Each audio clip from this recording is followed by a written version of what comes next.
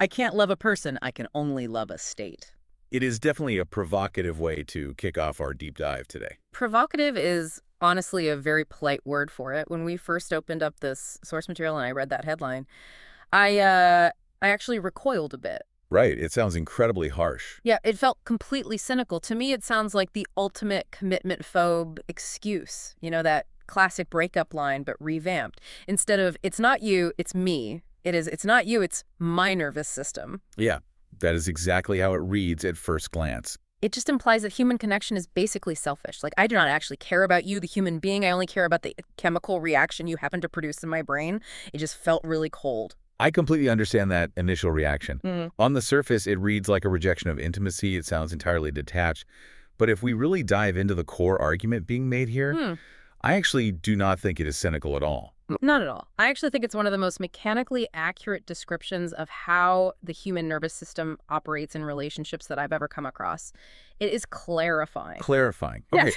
Mechanically accurate does not exactly scream romance to me, though. Maybe not in the Disney sense, sure. But think about what the source is really saying. It isn't saying we shouldn't love people. It's making a distinction that most of us are completely blind to. The distinction between the person and the state. Exactly. It's exposing this mechanism that happens beneath the surface for all of us. A deep confusion between the who and the how. The confusion between loving a complex human being and being attached or even addicted to the way that human being regulates your nervous system. Okay, attached to the way they regulate you. That's a heavy concept. So the premise here is that we think we are in love with someone, but what we are actually doing is outsourcing our emotional stability to them. Precisely. We outsource our feelings. And because we do not know the difference between the person and the feeling they give us, we set ourselves up for immense pain. How so? Well, we end relationships that are actually perfectly viable just because the initial drug wears off. Or conversely, we stay in really toxic situations because the high we get from the makeup cycle is too good to let go of. We really need to unpack this distinction between the person and the state to understand why we do this. Let's start right there then, because Yeah. in my head, and I think for anyone listening to this right now, the person is the state. I mean, if I love my partner, I love how they make me feel. Right, they feel like the exact same thing. They seem totally inseparable. But this source essentially takes a crowbar and pries them apart. It does. Let's look at the definition of a person first to see why. Mechanically speaking, what is a human being? The text uses the word dynamic. Which is really just a nice, polite way of saying pure chaos. That is exactly what it means. A person is a living biological system. They are messy. They contradict themselves constantly. Yeah, they have good days and bad days. Right, they have circadian rhythms that crash. They get tired. They evolve. They regress. A person is fundamentally unpredictable simply because they are alive. Okay, that makes sense. My partner isn't a statue. One day they are super affectionate, and the next day they are stressed about work and completely distant. That's the person. Now, contrast that messy reality with a state. What is a state? The source defines a state as consistent. Consistency, predictability, homeostasis. This is what your nervous system is actually hunting for underneath it all. The list provided in the material is quite specific, actually. It says, we are usually chasing the feeling of being safe, alive, seen, desired, peaceful, or inspired. Look at those words really closely. Safe, alive. These are not just poetic sentiments for a greeting card. These are biological mandates. Meaning they are physical reactions. Yes. When you feel safe, your parasympathetic nervous system is engaged. Your cortisol drops. When you feel alive or inspired, you are getting a literal hit of dopamine or norepinephrine. So wait, when I look at someone and say I'm in love with you, my brain is actually just saying I am in love with the dopamine and oxytocin cocktail that your presence just triggered in my bloodstream? In many, many cases, yes. The source calls this the core confusion. We map the internal biological shift onto the external object. We look at our partner and say, you are my safety. You are my aliveness. We mistake the trigger for the feeling itself. Exactly. And the source has this one line that I think really sums it up perfectly. It says, sometimes what we call love is attachment to a state created in our nervous system.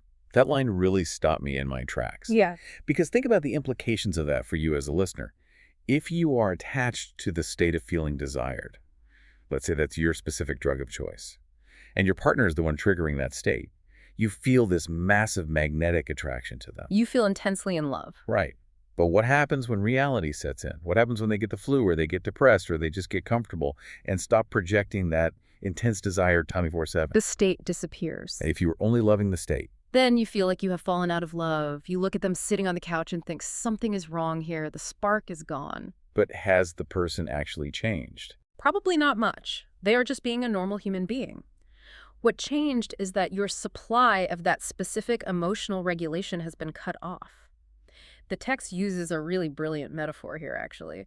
It calls the person a catalyst. A catalyst. I remember that from high school chemistry. It is a substance that speeds up a chemical reaction, but is not actually consumed by it. Right. The reaction happens inside the beaker. In this analogy, you are the beaker. I am the beaker. You are. The source says, in reality, the state arose within us. The person was a catalyst. Okay, this is the part I really want to push back on a little bit because it feels almost solipsistic. Hmm. Are we saying that the other person is entirely irrelevant?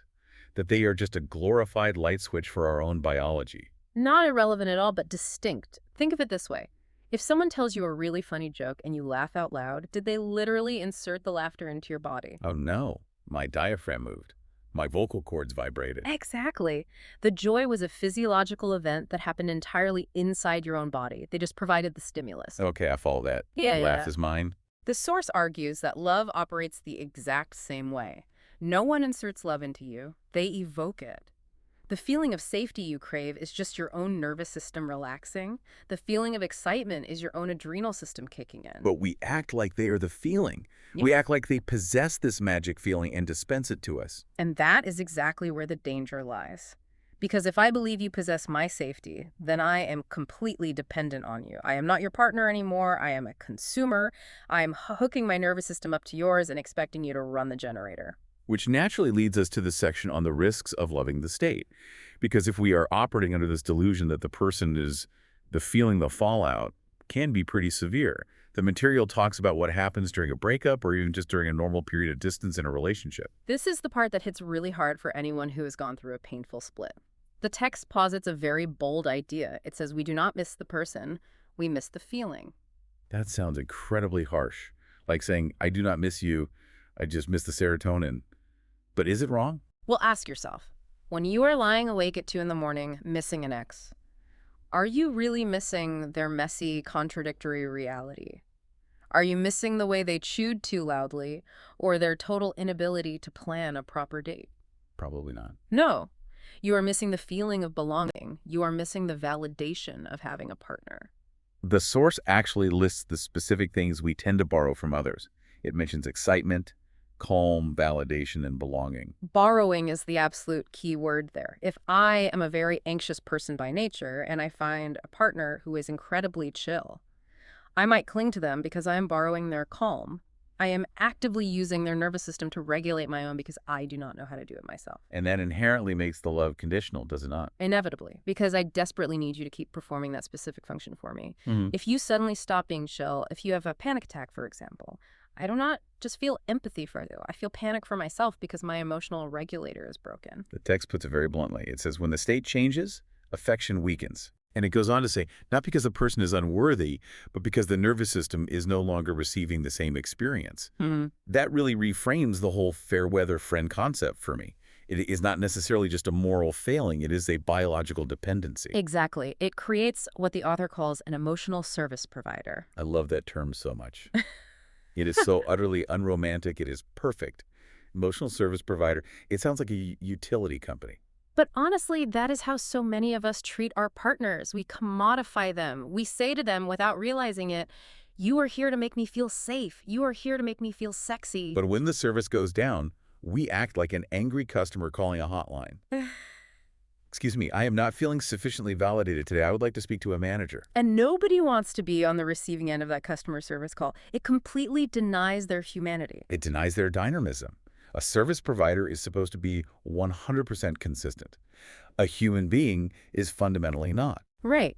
And if you demand that a human being be a consistent source of a specific state, you are setting the relationship up for a very specific cycle mentioned in the text, the cycle of idealization and resentment. Let's break that cycle down, because I think everyone listening will recognize this pattern in their own lives. It always starts with idealization. You meet someone new, and they trigger that exact state you crave. Let's say your state is aliveness.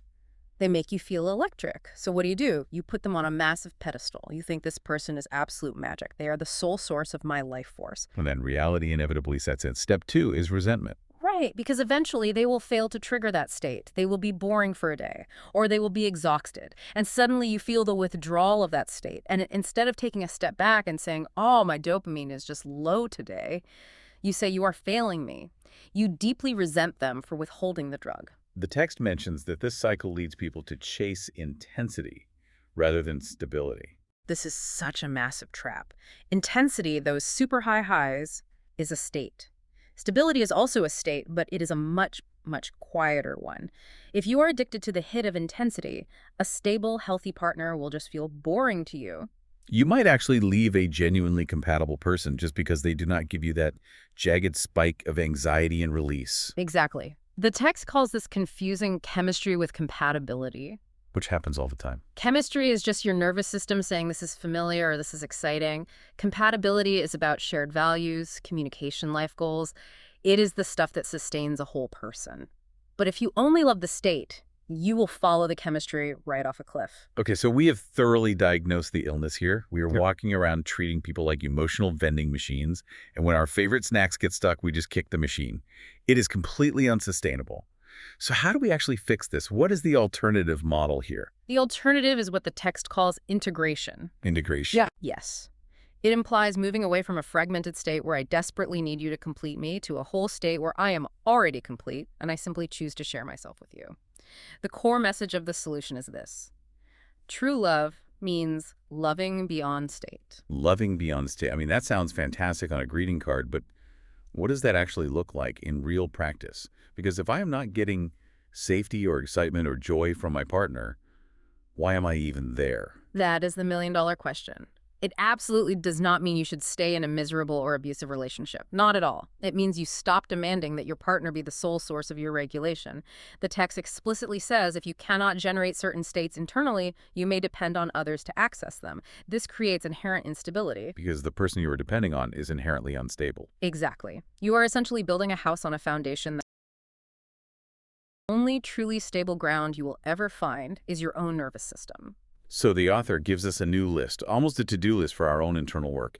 We need to actively cultivate safety, worth, steadiness, and joy. Let's look at worth for a second. That is a huge one for a lot of people. If I cannot generate a deep sense of worth internally, if I do not feel I matter unless someone else is actively admiring me, then I will be an endless, bottomless pit of need in a relationship. You will constantly check your phone, constantly ask, do you love me? Constantly fish for compliments. Yes, and that is so exhausting for the partner. It turns them into a human battery charger. It totally drains them. It does, and eventually they will inevitably resent the job. But if I can cultivate my own sense of worth internally, if I know deep down I am okay regardless of your current mood, then when you do admire me, it is a beautiful gift. It is not a life raft keeping me from drowning. It is just a really nice bonus to my day. The text uses the metaphor of outsourcing your nervous system. Yeah. So the goal of integration is to finally bring all those emotional operations in-house. Yes, bring them in-house. Stop people. And when you finally do this, when you start generating your own baseline safety and joy, the entire relationship shifts. It moves from being transactional to being reciprocal. Let's really define that shift, because I think transactional gets a bad rap. But if we are honest, we all do it to some degree. We do. Transactional simply means I give you X, so you give me Y. I give you sex, you give me validation. I give you financial security, you give me excitement. It is a trade. And like any basic trade, if one person stops paying, the whole deal is off. And how is reciprocal different? Reciprocal is about co-creation. The text contrasts the two mindsets beautifully. The old transactional mindset, you make me feel. The new reciprocal mindset is we co-create this together. We could co-create this together. So using the safety example from earlier, Yeah. what is the practical difference there? In the transactional model, I come to you completely shaken and dysregulated, and I say, calm me down, fix this for me. In the reciprocal model, I take a moment to regulate my own breathing. I find my own internal center, and then I come to you and say, I am feeling steady right now. You are feeling steady. Let's build a sanctuary together. This directly brings up the concept in the text of the shared state versus the borrowed state. This is a crucial nuance we really cannot miss. The source is not saying you shouldn't feel good around your partner. Of course we want to feel good. But the goal is to enjoy a positive state that you are both actively contributing to, not one you're extracting from them, like an emotional vampire. It's the difference between two musicians playing a duet together versus one person just sitting there listening to the other play and then loudly complaining the second they miss a note. That is a brilliant analogy. If we are jamming together, we are sharing a dynamic state of creativity. I absolutely love the music we make together, but I also know I can play my instrument perfectly well alone. I am not completely helpless without you. I think this actually helps answer my earlier skepticism about the whole concept. Loving the person does not mean you are just loving a void. It means you are loving the musician, not just the specific song they happen to be playing right this second. Yes. That is it. You finally see their full, complete humanity. You see the days they are completely out of tune. You see the days they just do not want to play at all. And because you are not desperately starving for the song, you can just sit with them in the silence. You can actually love them even when the ideal state isn't there. Which brings us to the final call to action in the text. It asks all of us to get really brutally honest with ourselves. It says, know what you are actually loving. That is the homework for every single listener today. Look at your partner or the person you are currently dating, or even just the person you have been pining after. Take a hard look and ask yourself, what am I actually loving here? The text says, if it is only a feeling, understand its source. And the source ultimately is always your own biology. You are the one producing the feeling, they are just the prompt. But if it is a person, understand their full humanity. Which means deeply accepting that they cannot be your constant drip feed of dopamine. They are allowed to be messy, they are allowed to be human. The source ends with this extremely powerful thought. Clarity turns attachment into conscious connection. That is the ultimate shift we are aiming for. Attachment is just a reflex. It is a gripping, it is a desperate feeling of, I need you to survive. Conscious connection, on the other hand, is a choice. It is standing there and saying, I see you, I see myself, I am completely responsible for my own nervous system, and I actively choose to build something beautiful with you. It turns out that the provocative headline, I can't love a person, I can only love a state, isn't the end of the story at all. It is just the starting line.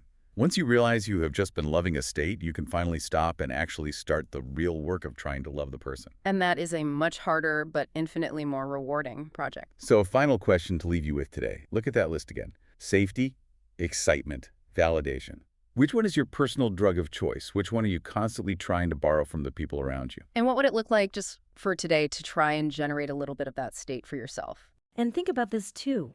If you finally stop demanding that your partner perfectly regulate your nervous system, what kind of hidden potential in them might you actually be free to notice for the very first time? Thanks for taking this deep dive with us today. We will see you next time.